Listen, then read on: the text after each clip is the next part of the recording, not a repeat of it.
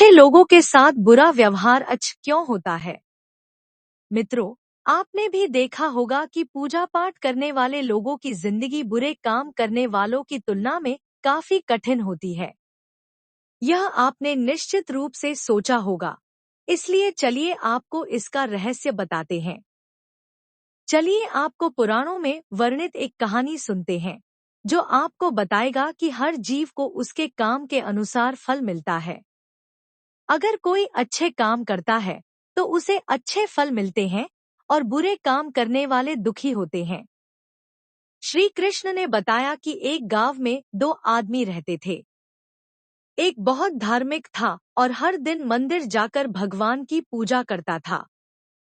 लेकिन दूसरा आदमी, जो नास्तिक था, हर दिन मंदिर जाता था और अपने पति से धन चुराकर जूते, चप्पल और दाल खरीदता था। एक दिन गांव में भारी बारिश हो रही थी और मंदिर में एकमात्र पुजारी था। नास्तिक आदमी मंदिर गया और सब कुछ चुराकर वहां से चला गया। उस समय एक आस्तिक व्यक्ति भी मंदिर गया और भगवान की पूजा करने लगा। मंदिर के पुजारी ने उसे उसी समय देखा और उसे चोर समझा। वह गांव के बाकी लोगों से बचकर भागने लगा। वह वहां से टकरा गया और घायल हो गया। मंदिर में चोरी करने वाला व्यक्ति आस्तिक को मिला। कल्प बीतने पर भी करोड़ पाप कर्म से नष्ट नहीं होते। जब दोनों मर गए, आस्तिक व्यक्ति ने यमराज से पूछा कि उसके साथ ऐसा क्यों हुआ। यमराज ने कहा कि अगर तुम पर झूठा आरोप लगाया गया तो तुम मर जाओगे, लेकिन तुमने अच्छे काम किए तो बच जाओगे।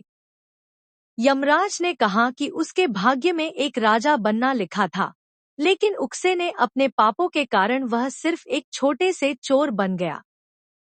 मित्रों, शास्त्रों में कहा गया है कि पाप कर्म के बिना भोगे गए करोड़ों का नाश नहीं होता। अगर कोई पाप करता है तो आज वह खुश हो सकता है, लेकिन कभी कभी उसे अपने पाप का फल भुगतना पड़ेगा। यह भी एक कहानी है कि एक बहुत पापी व्यक्ति एक रास्ते से जा रहा था और उसे बहुत सारा सोना मिल गया। उसी रास्ते से एक अच्छे आदमी जा रहा था। उसे एक कांटा लग गया और वह जमीन पर गिर गया। उस स्थान पर कुछ लोगों ने सोचा कि यह बहुत गलत हुआ और दोनों आदमियों की कुंडली ले जाकर एक पंडित को दिखाई। पंडित ने कहा कि पापी व्यक्ति का भाग्य राजा बनना था, लेकिन उसके पाप के कारण अब उसे सिर्फ इतना सोना मिला है। उस भले और धर्मात्मा व्यक्ति के जीवन का आज आखिरी दिन था, लेकिन उसके अच्छे कर्मों की वजह से वह बच गया। क्या बुरे कामों से बच सकते हैं? शास्त्रों में कहा गया है कि हर व्यक्ति को अपने अच्छे और बुरे कामों का परिणाम भुगतना होगा। नेक कामों से अच्छे फल मिलते हैं और बुरे कामों से बुरे फल मिलते हैं। हमें अच्छे और बुरे दोनों कामों का परिणाम भोगना होगा। भगवान श्री कृष्ण ने भगवद गीता में कहा कि कर्म की गति को समझना आसान नहीं है। इसका अर्थ यह है कि यह समझना बहुत मुश्किल है कि किस जन्म में हमने क्या किया है और उसका क्या फल मिलेगा। यह संभव है कि आपने हजारों जन्मों पहले किया होगा जिस पाप के कारण आज आपको इतना बुरा हुआ है। इसके अलावा आप शायद अनजाने में कुछ गलत किया हो जिसके बारे में आपको पता नहीं है।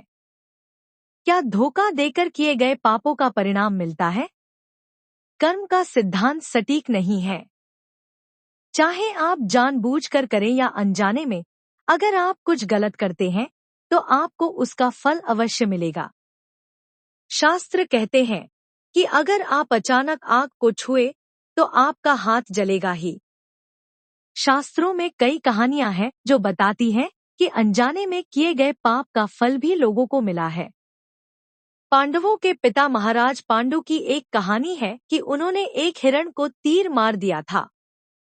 वे उस समय नहीं जानते थे कि एक ऋषि ने हिरण का रूप लिया था और उनको श्राप दे दिया था, जिसके कारण वे बाद में मर गए। सहस्त्रों के अनुसार क्षत्रिय राजाओं को शिकार करने की अनुमति थी और हिरण को मारना कोई पाप नहीं था, लेकिन पांडु को पता नहीं था कि वे एक ऋषि थे, इसलिए उन्हें इतना बुरा श्राप मिला कि वे मर गए। पाप से बचने के लिए क्या करें? श्रीमद् भगवद गीता में भगवान कहते हैं कि कर्म और उसके फलों को समझना बहुत कठिन है, लेकिन प्रत्येक व्यक्ति अपने कर्मों के फल अवश्य प्राप्त करता है।